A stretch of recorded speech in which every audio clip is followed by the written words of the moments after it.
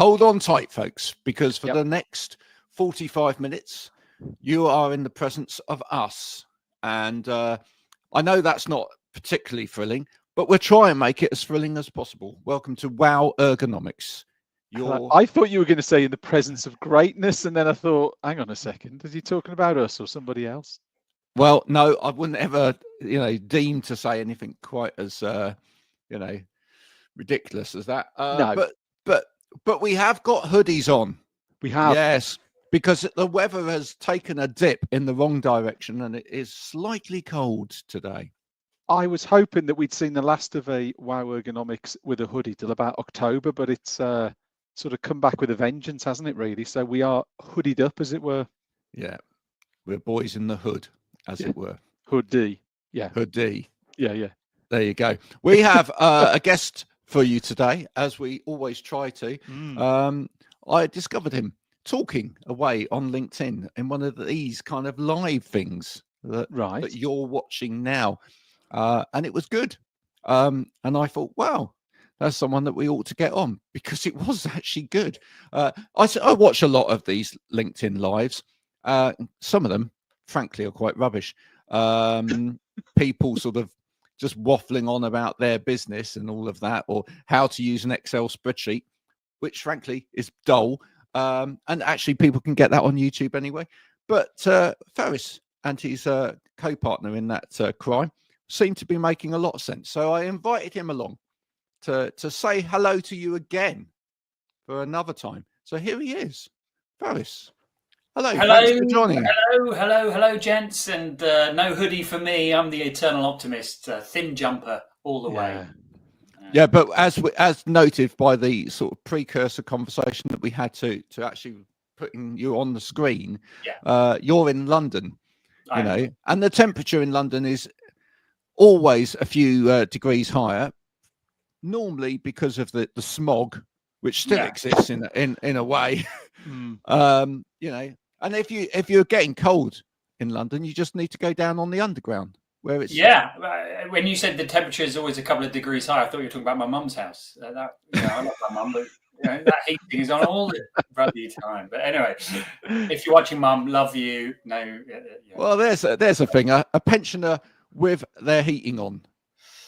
Yeah, we thought we'd be discussing this in May, but let's it's a rarity these days, isn't it, with the cost of fuel, etc. With the cost of fuel, and plus, I should say, if my mum would, you shouldn't mention she's a pensioner. She's in the great stage of her life, and it's got nothing to do with that. But anyway, let's segue elsewhere. Otherwise, I'll get my foot in mouth, like I seem to do most times I'm on live shows. Okay, so tell us a bit about you and your little equation that you've got at the bottom of the screen there. Look at me. I've got my equation on the screen, lads. Anyone's got an equation. People are looking at it right now going, that's a lot of Q's. And one of them sounds a little bit rude. FQ. Yeah, FQ. Yeah. This is the equation of my life. This is the equation that I bring to when I work with companies, which basically says for you to be successful at anything in life, right, whatever, if it's climbing Everest or learning a new language, you need three components. You need IQ, which is a great idea to get you there, right? Mm-hmm. You need EQ, other people to buy into your idea.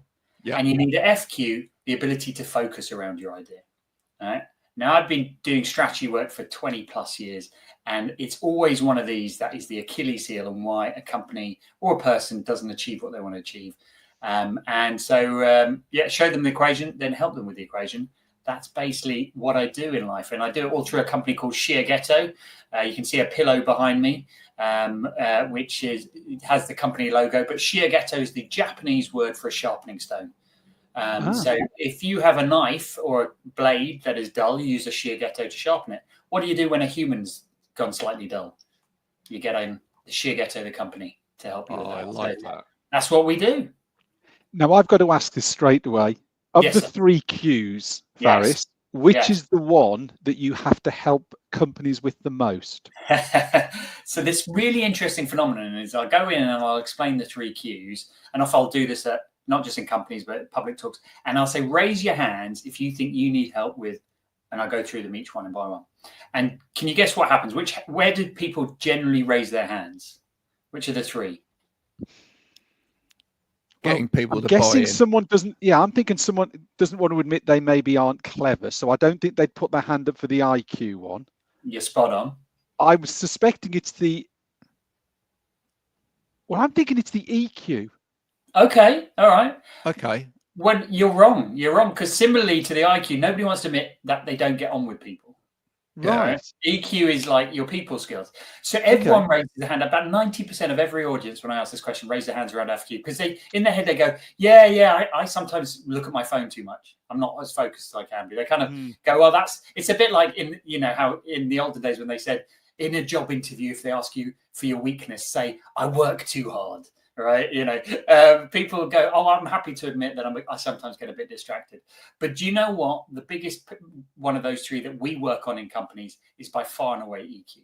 Is teams not getting on with each other, people unable to build relationships around their own company. And it's amazing, not only the disconnect between that they don't see it in themselves, but that this is regular. This is happening in some of the biggest companies, some of the companies that are famous for being great places to work. We still have to go in and fix that. Yeah, I can see that. I can actually see as well from knowing some businesses and actually having spoken to various people and looking on LinkedIn as well, that probably the IQ bit needs a fair bit of work. I expect a lot of people think that they've got a great idea and they really haven't got a good idea at all. You're spot on. Just, I use this equation to talk. I talk about it like a tripod, and I say one of these legs is wobblier than the others, but it doesn't mean that all the legs couldn't be taller. But at least, if you walked in going, well, you're pretty thick, you don't get on with people, and you're not focused, that would really cripple somebody's ego. It'd be true, but so we just fix one leg at a time, is what we tell teams. So, I love that. You're pretty thick. Yeah. You're thick as a brick, you are. Yeah. Oh dear. But but let's face it, we've over the years we've seen some pretty awful ideas out there.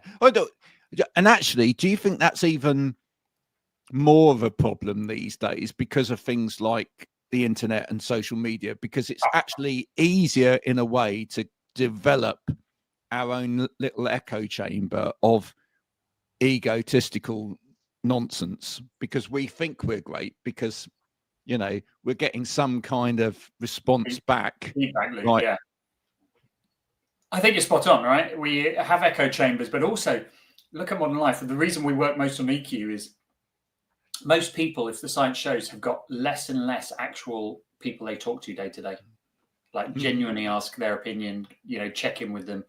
And so combine the bubble with not talking to enough people and you start believing your own, whatever you tell yourself. All right. Yeah. A few weeks ago, I went to a delightful demo day. Have either of you been to any demo days? Yes. Yeah. Graham, you've been to a few. Stephen, have yes. you been? Yeah. Right. So I went to one where 200 founders were pitching their company. And I watched this pitch after pitch. And I'll tell you, right, I just stood back and went, 80% of those companies should just be killed now. Right? Someone should just go up to them and say, either your idea is terrible or you are not the right person to be, right? But what happens? They get rounds of applause. People give them fake praise and they get this sense of, I've got a really good idea. And it was kind of exacerbated for me. I was chatting to this lad, I'll say lad, he was a grown man, in a coffee break. And I said, tell me about your business. He pitched it at me. It sounded terrible. But then I said to him, how long have you been building it? He went, 9 years. And I said, 9 years? Wow. Has anyone ever bought any of it? No. Has anyone invested anything in it? No. And I just turned to him and said, stop now for your own sanity. Get your life back. But he was adamant, no, this is a great idea. I'm like, what's going to take another 9 years? Well, the thing is, it might have been a great idea 9 years ago as well. It might have been, yeah. Right. Yeah. But if something takes 9 years to get out there, then the problem is that the world has changed drastically in those 9 years. Probably whatever you came up with 9 years ago, 9 years down the line, that ain't a good idea anymore. Definitely not. And I wonder if, and I'm just thinking of this and thinking it out loud as we're talking here, but the phrase that springs to mind is almost, you've got to be cruel to be kind sometimes. Sometimes you have got to be like that. But I do wonder, Faris, if, quite rightly, there's a lot of focus around mental health and things like that in the workplace.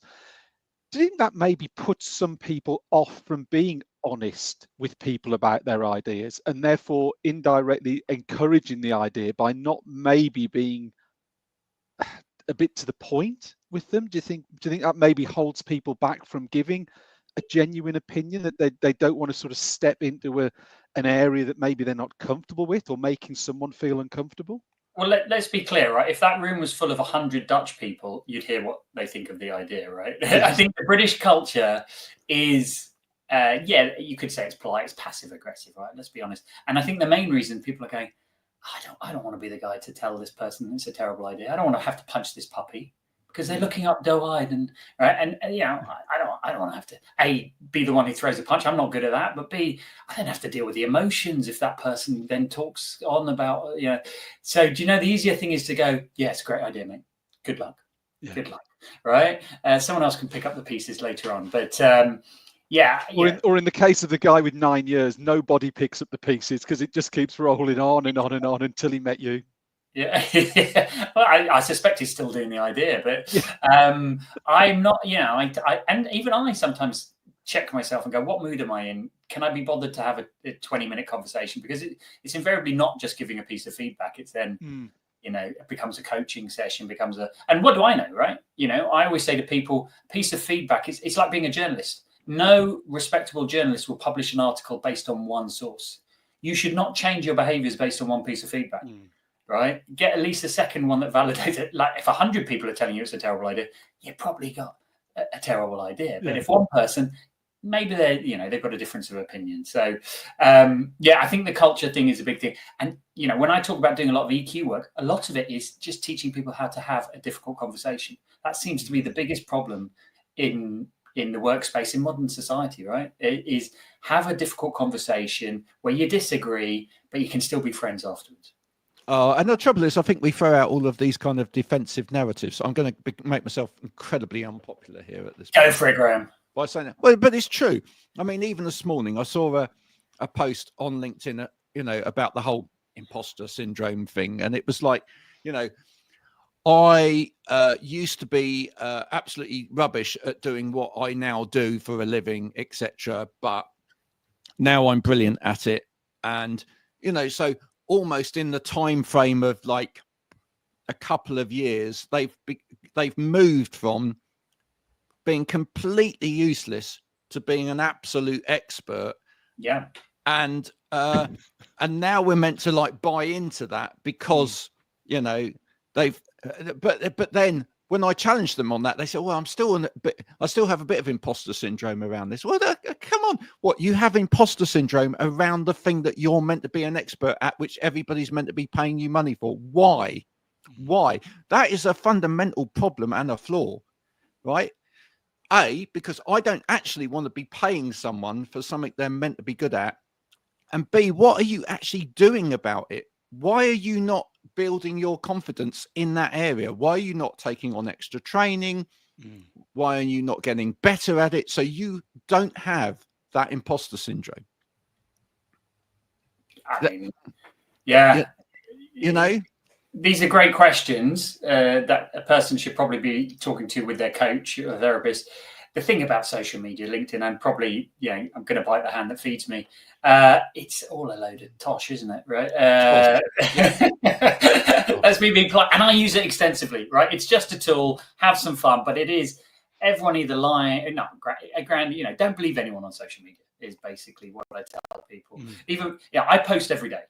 Right, my dad and mum read everything I post, particularly my dad, and he'll often ring me up as though it's in the early days, and he'll go, "Oh my God, son!" I said, "Dad, it's hyperbole, it's marketing, right? Don't necessarily. There is an element, a kernel of truth, but don't take everything too much to heart." You know, and now he's a lot calmer, but it's the same, isn't it? Right? I did this ridiculous experiment at the end of last year, gents, which you're probably unaware of, and probably everyone should be unaware.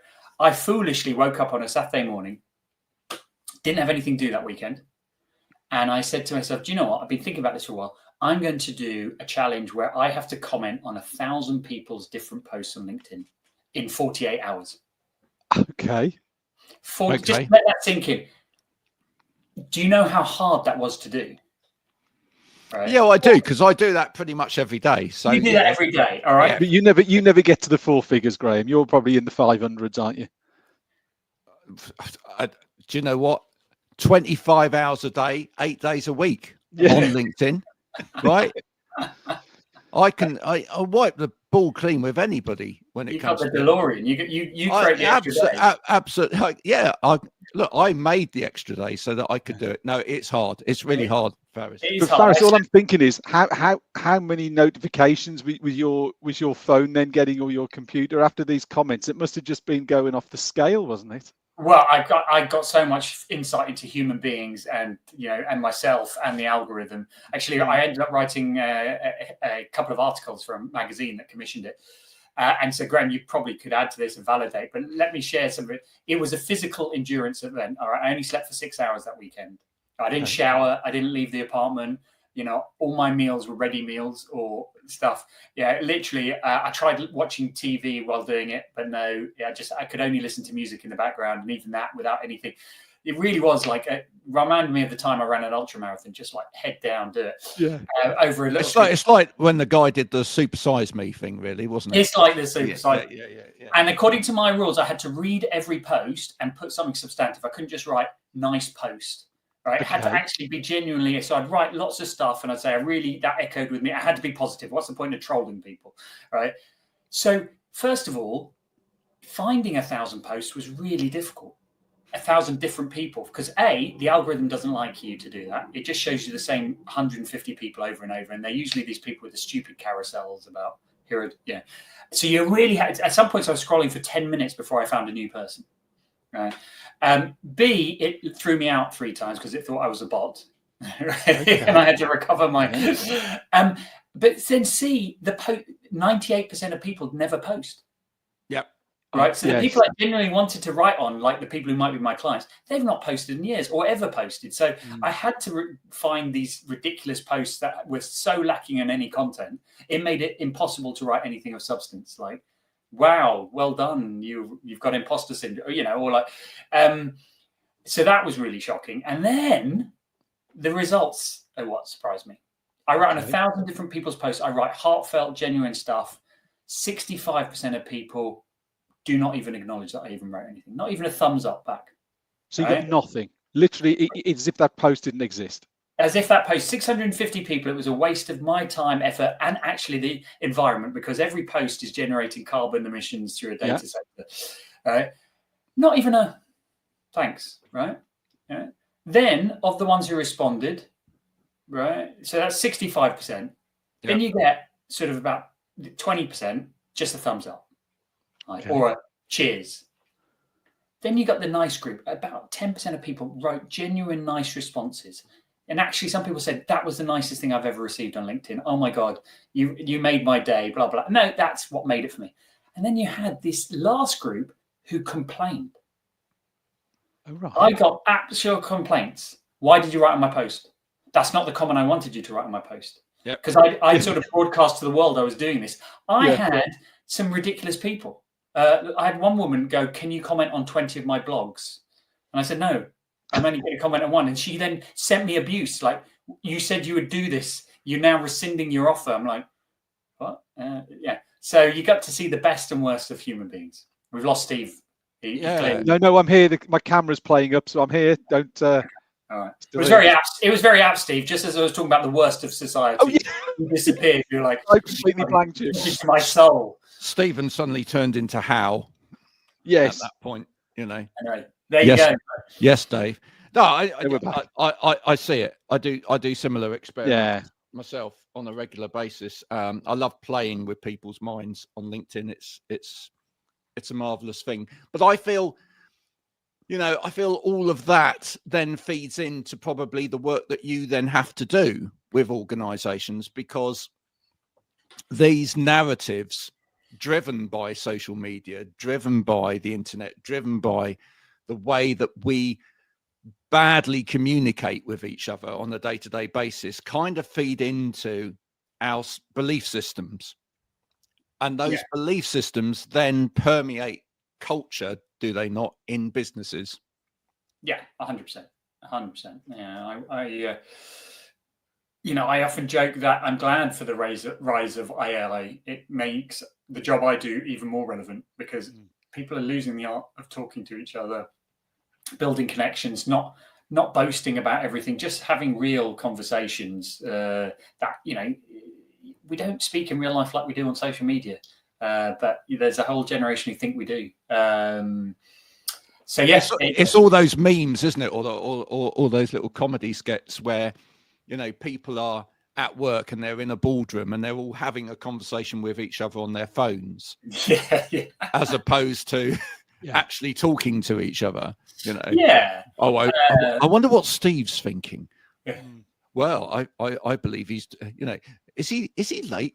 He's right next to you. Why don't you ask him? It's just it's bad. And it does. It stops us from this breakdown in communication, and then stops us from actually considering what stakeholders actually need or want from us as a business, because we're probably we're not communicating internally, right? And therefore we're probably really not communicating effectively outside of the organization as well. And I think that's spot on. At least externally, people will engage a communications company or something. But we could all improve how we communicate, and if we did, the world would be a better place. Because one of the things, Faris, we sort of, this show was born out of talking around. Well, it was born out of the whole COVID period and workplace ergonomics and the changing patterns. That's where we sort of came from. I'm really interested from the companies you work with and the ideas you work with. Graham talked there about feedback. Do you see differences in physical feedback meetings? Does that sort of play a part in a lot of the things that you get involved in? Maybe are you seeing where there are more people in the office, the feedback is better? Where there's less people in the office, the feedback is a lot less or negligible because it's maybe done electronically? Does that play a part in your whole? It does a little bit.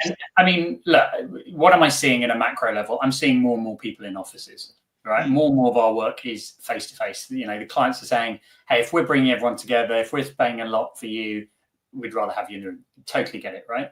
But I also equally say to them, you can have a beautifully run company all virtual, right? It's a different skill set. And in fact, when I'm facilitating meetings, I sometimes hanker for the virtual world, because in a virtual world, I can mute people, right? I can do a whole bunch of stuff that I can't do in the real world. Right? Particularly if you've got massive talkers, extroverts, people who like the sound of their own voice. So I actually say, look, the virtual world can actually be really beneficial for getting more inclusivity, more engagement. You just need a different style of leadership in that world. And you probably are looking at it going, that's too much effort. But so the reality is more and more is back in the office, and it's going to continue, right? Partly because of its efficiency, but really it's because of the leaders' preferences. All right. I joke, most leaders are pushing people back into the office because they want to be back in the office to escape their wives and kids. And therefore, if they're going to be in, everyone else has got to be in, right? And there's an element. So it's happening, whether we like it or not. But again, don't get confused just because you've got a group of people together that you'll have an honest conversation or you'll corral ideas. Well, like I said, all those terrible human behaviors come out, like, people dominating meetings, thinking their opinion is the most important. So it, again, makes it even more important to have somebody like me in the room who's independent, not afraid to facilitate and break those kind of habits and biases. And it never fails to improve the quality of this, not just the session, but how the team work together. And they are always surprised. They're like, and they'll often say, oh, we could have done that without you. I'm like, well, why haven't you? You've been working together for 10 years. Why have you not done some of the simple stuff that I just made you do? Is it because, Faris, when people start to try and look inwards and dissect it, they look too far down the line? So in other words, they start with this company, with whatever this company is, right? We have a good team, we have a good product, we have a good service, all of that is right.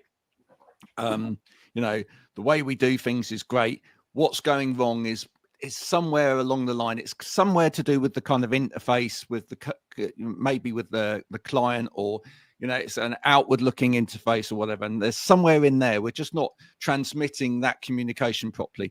Whereas they're scared to actually go right back and go, is actually how we're working? Yeah. Is that the big problem? It's a massive problem, right? That flows through all of us. It's I'm willing to look in the mirror, right? I'll tell you, one of my clients came to me and they didn't come to me. I was having a chat with a senior person. He was telling me about all this giant problem they had around warehousing. They were spending more and more each year to stockpile product that they were not selling. And so when they looked at it, they were like, oh, well, this must be a problem with our forecasting model, right? Let's go and pay a company to build a better forecast model with better inputs. And they paid, millions of pounds for a better model. Did it fix the problem? No. Right. Oh, you know what? Round 2, it must be a process problem. There's something wrong with our process. Let's get one of the big consulting companies to come in and do a complete process overhaul. That's tens of millions. Did it fix it? No. And then I said, just explain to me what happens each month to generate the number. And he explained, he said, look, it's 2 departments. We've got this bunch of analysts. They generate the number. They then go into a meeting with sales guys. And they say to the sales guys, we need to make 100 of this product. And the sales guy will look at it and go, 100? I can sell 1,000 because his bonus is incentivized on the 1,000. And because he's a really confident talker, what happens? They agree on the number 1,000. They make 1,000. They only sell 100. Therefore, they need the warehousing for 900. And I said to him, wow, right? A, you should have come to me earlier because you've gone through every solution without thinking it's your people. And B, I said, give me 3 months. I'll work with those 2 groups and I'll get that number done, right? And all I did was teach 2 groups how to have a better conversation with each other, right? It sounds ridiculous. A real conversation. A real conversation. Where people said to salespeople, yeah, right. Yeah, right. How many can you sell? But how many can you really sell? How many can you really sell? Yeah. When we say sell, that requires the exchange of money for goods. not selling it up here in your head, because I know up there you are selling 1,000 a month, right? Yeah. So. Yeah. But, it highlights, that we don't want to look for an obvious, but also it highlights the overconfidence we all have, right? Everyone I ask, and I was just talking about this earlier with somebody, that it's called the Dunning-Kruger effect, where most people are overconfident in their own abilities at whatever the skill. Doesn't matter if it's driving, playing golf, speaking language, they just think they're a little bit better at it. But here's the thing, they think other people are worse. Right. So I do this thing nowadays, which I toyed with for years, but now I just go full in. And it's ban phones in meetings. Now, and when I first did it, I'd explain to a group going, do you know what? You all get distracted by your phones. So I'm thinking of banning them. What do you reckon? And everyone would sit around and go, yeah, I get phones are really distracting, but I've got really good self-control. So you don't need to ban it for me. Right. Yeah. I am like this demigod, but everyone else is mere mortals. So you might need to ban it for them. And I would go, and take them at their word. And what would they do? Sort of 20 minutes into a meeting, they'd be on their phones. And then when I call them out, they go, no, I didn't. Or they'd say, oh, it's a really urgent email. And I just kept seeing this. And I was like, do you know what? I'm not going to tell them this story and make it optional. No. Can I ask though, do you allow phones in there if there is a genuine reason? If there's if someone's like waiting because their wife's pregnant and they're about to give birth, or I ask if there is any genuine reasons, they have to share it with people. But equally, I say you're allowed to use your phone, just don't do it in the room. If somebody urgent comes in, step out, because as soon as it legitimizes for everyone else, it sucks in everyone else's focus, right? It creates FOMO. It's all these things. I'm like, you're adults. I'm not here to tell you. I'm just here to tell you, get the hell out of my room. Yeah. Because you're not focused, and then you're ruining it for everyone else, right? And so once I've set this, do you know what feedback comes back to me now? We love your meetings, Faris. We're really in them. Yeah. And I have to remind them, do you remember when you really resisted me taking your phones off you and you actually put up these fights and they go, oh, yeah. Like, as though that never happened. I'm like, wow, it was like literally trying to steal, something from a child who put up. So it's amazing how overconfident people feel in their own beliefs. They forget stuff like, oh no, that never happened to me, because nobody wants to think they're terrible or they're not the hero of the story. It's a funny old world we live in now, because on the one hand, it seems like everybody's, got the knowledge at their fingertips. Everybody's more skilled. Everybody's, should be better at communication because the communication tools that are there allow, better communication. You'd think we'd be better at being humans and all of this sort of stuff by now. But actually, the figures point to it seemingly that we're getting worse at it. I mean, if you take Faris's example earlier, right, LinkedIn, how many users on LinkedIn, Stephen? Roughly. Oh God. How many people on LinkedIn? It's millions. I can't think of the number. Oh, it's about 1.1 billion people, right? Yeah. What percentage of that are active on a daily basis? I don't know the number, but I'm going to say it's something like it's going to be less than 5%. I'm going to say. No, it's more than that. It's 16.2% are active on a daily basis, right? When you say active, what's the definition this is the of thing. active? Active just means that they log in, right? Yeah, I was thinking more of how many people do something, either post, comment, thumbs up. That's why I'm thinking it's minuscule. That was where my number came from. By the time you get down to anybody that's actually creating half decent content, right, and engaging and having proper conversations and whatever, you are under the 1% mark. Yeah. Right. You are. So the opportunity is massive, but the reality is, is actually tiny. Right. And taking it to another complete extreme. Right. You may or may not have seen that there's been a new program start recently called Virgin Island. Has anyone seen that? No, not yet. Seen it advertised, haven't seen it. Seen it advertised, where they've taken 12 virgins to a Virgin Island. Yeah. Right. And we might laugh at it and we might go, oh yeah, this is great reality TV. Okay. We watched a bit of it for research, obviously.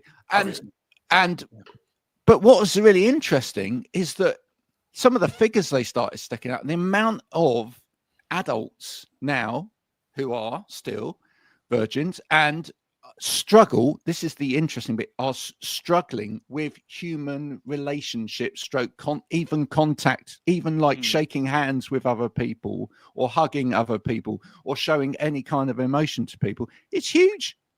It's absolutely huge. So this whole online world that we've created for each other, where we don't even just chat, we don't have small talk, we don't even know how to, pass the time of day. This is having massive ramifications, massive impact, right? And that has an impact for businesses in terms of how we work out there. There's people on that show who are incredibly good in terms of their qualifications and what they do. Yeah. Apparently, in terms of the position that they hold, right? But actually, at the same time, they're really struggling in certain areas, massively struggling in certain areas of their life. Now, that if we're employing those people, if we're not actually conscious of the fact that there are whole bits of their life that they are really struggling with, that is going to have an impact on their ability to perform in work, right? Because we are more than the sum of what we provide at work. And businesses, this is one of the things that businesses are still really now struggling with, is whose responsibility is this? Whose responsibility is it that we are functional human beings, right? And if we're employing people, we need them to be completely functional human beings who can actually have day-to-day lives and don't struggle with this, that, and the other. And yet, the only thing that we want to train them on is how to do spreadsheets, or how to look up inventories properly, or how to be more assertive when it comes to selling, right? But if we don't help them with any of the other stuff, right, we might think that's not our responsibility. But the trouble is, these people are falling over and they're burning out. And I'm interested, Faris, from what Graham's just said there, you're obviously going to lots of organisations, lots of face-to-face meetings. Have you noticed anything? And it could be, we always reference back to COVID, but I always think it's a good sort of starting point. Yeah, In the last 5 years, have Yeah. you noticed the sort of the flow of meetings? Have people just are you noticing people who find it more difficult to contribute? Does the whole flow of a meeting, does it appear more difficult? Are you seeing what Graham's talking about with a lot of people? More people are not comfortable getting involved in those conversations? So two things spring to mind with what Graham was saying. One was, I work with a company where we train all their new recruits, and we have done for the last 4 or 5 years. So anyone who joins them across Europe, we train them in the first week. And what they noticed was the new graduates they were taking after COVID, these people who'd never even gone to, had all been virtual university, had real drop off in their basic social skills, like turning up on time, being properly dressed. And so we had to put an extra week of training to just cover these basic things. Right? They think it was acceptable to be on a call in a hoodie with a client who's paying thousands of euros for them and all this sort of stuff.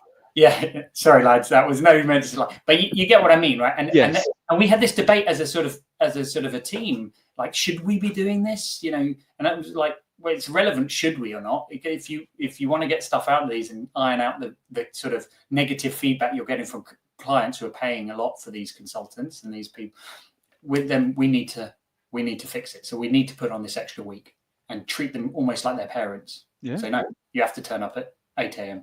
No, you have to be properly dressed. So that was something that was fascinating. And then the second thing, Stephen, that you talked about meetings, I think some of it is COVID, but some of it's just the proliferation of tech. So many people have really bad meetings because they don't know what should go into a meeting versus what should be an email or Slack. They're so used to hopping between systems and nobody's taught them the hygiene and the rules that they get into a meeting and it's just a car crash. They literally turn up late. They don't have anything. They really no focus, no topics to talk about. Nobody takes any minutes, or they over rely on the AI capturing everything. Right, so they're not really paying attention. It's just this car crash of stuff, and it shocks me when I go into meetings and I go, well, hang on a minute. And I grab control and go, what the hell's happening here? What are we even talking about? Can you all? And I once worked in a company. This was pre-COVID, so it's where I was tasked to find an extra 100 million in sales, and I was given 2 weeks to write a report, and I was sort of dropped in as a sort of an interim commercial director. And after a week, the MD pulled me in and said, "What are we going to do? I need some answers now." And I said, "I don't know the final answer, but I tell you one thing we've got to do immediately is teach everyone how to run a meeting." And she looked at me and said, "How the hell's that going to get me more sales?" I was like, "These meetings are terrible. I am certain if we improve them, it will flow through." So she said, "I'm going to give you 6 weeks maximum. You can teach people how to run meetings." And lo and behold, after I did that, have an agenda, turn up on time, take notes, right? Don't go off topic. Sales went up by 1.5%. And she went, "You're a genius." I went, "No, there's just such bad behaviors here that if we start fixing things like this," and this is what gave me the idea of the work that I do today. If we start fixing stuff like this, it's got to flow through into other aspects. The basics of back to the basics. But I always remember, going out, and I do a different role now to what I did previously. My previous job, going back sort of 5 or 6 years ago, I would always send out in advance a full agenda of every point that would be covered.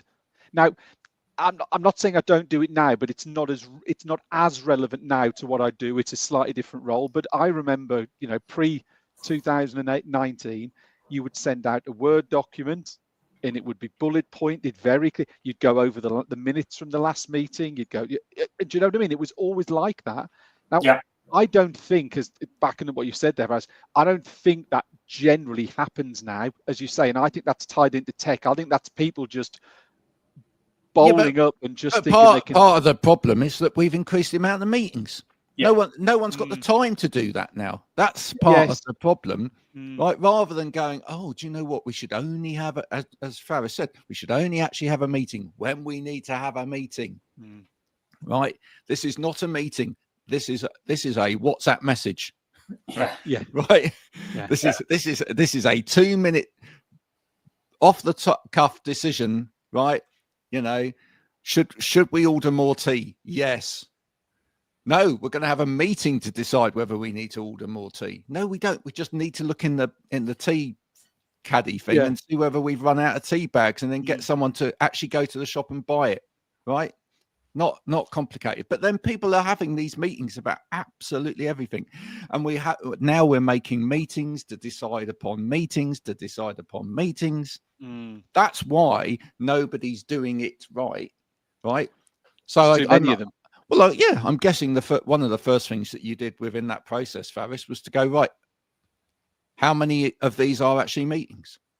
Yeah, and something I challenge all my clients, right? If I love when I look in diaries and I see a standing meeting, like a recurring meeting, and I go, what's the objective of that meeting? And they'll give me some bullshit. Yeah. Well, yeah, we've always held that meeting. Okay. I said, cancel it immediately. Cancel it immediately. Give everyone back their time. If after 3 weeks somebody actually says, "Oh, I missed that meeting," then only then you can begin to think about bringing that meeting back. But I bet you most people won't even realize the meeting's no longer there. No. Right. And it's the same. When I look at an agenda, I say, "What's the main objective? What's the objective of this meeting?" And you should be able to say it in less than 5 words. And if you can't, it's not a meeting. Right? Don't plan a meeting until you can say that objective in 5 words. And here's a clue: don't have 2 objectives in one meeting. Yep. Don't have a meeting to gather ideas and to get sign off. Have those as 2 separate meetings, because you might need different people in that room. Right? It also confuses things, because those who are really keen on the sign off will not really contribute to the generating ideas, and vice versa. Right?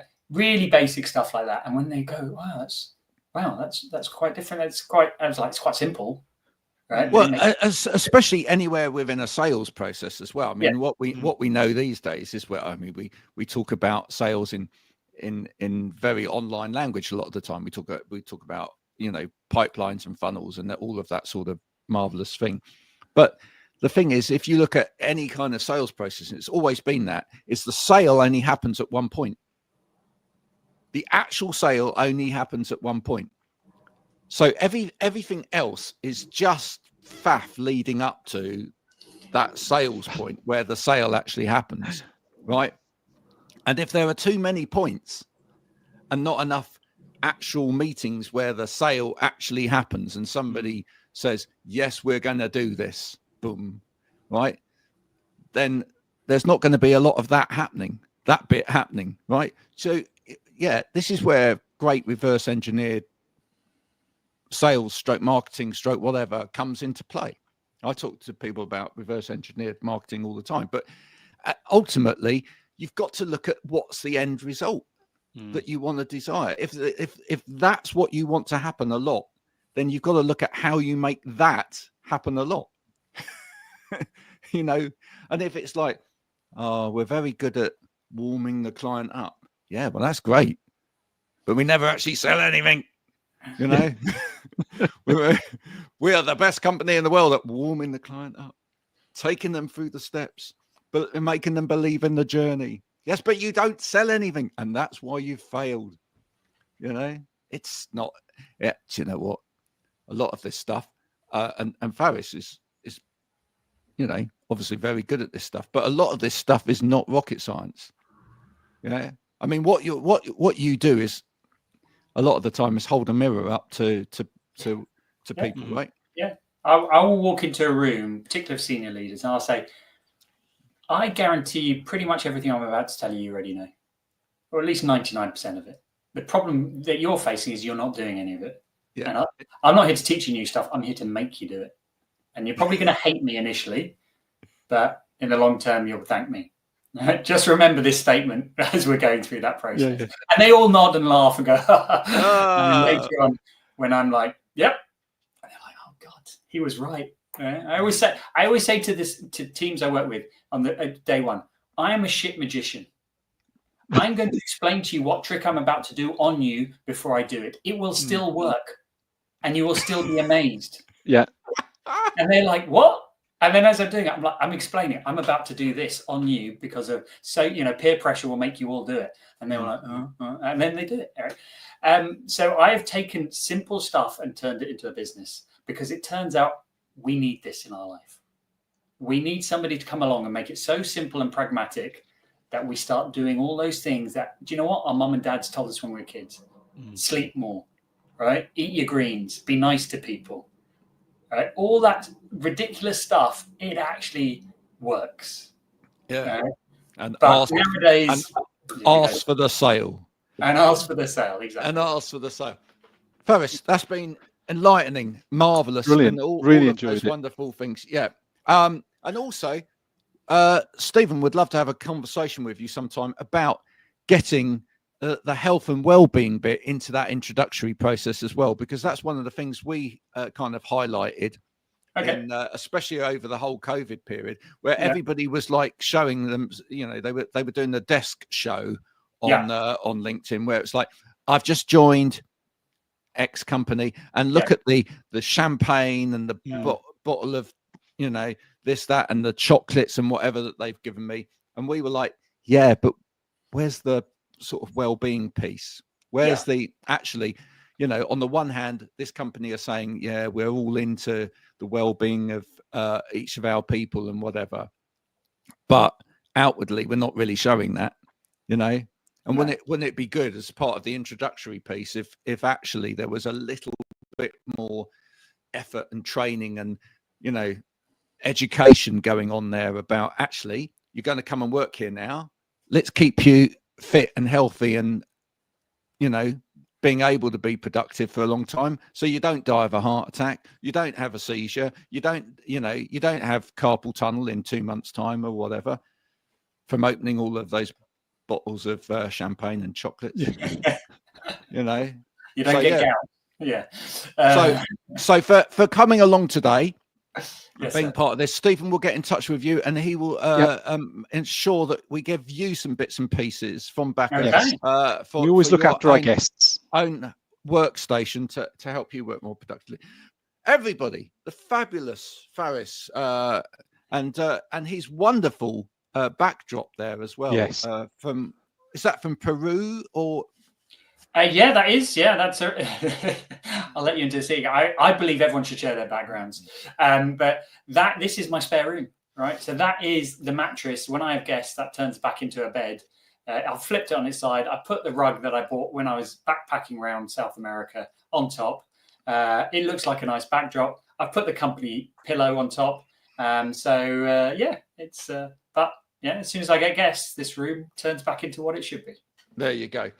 We will be back, same time, same place, 2 weeks' time. I hope you've enjoyed that episode. If you have, you can pick up on other episodes of this at wowergonomics.com.